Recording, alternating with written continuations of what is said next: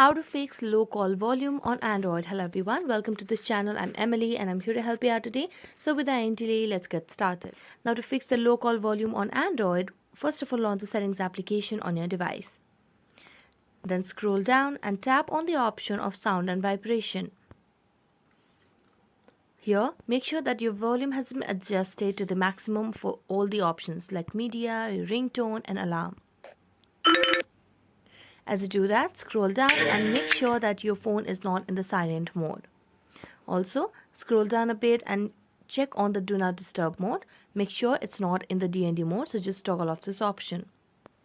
Now go back and make a long press on the power button and then tap on reboot and restart the device, and this might help you fix local volume on Android.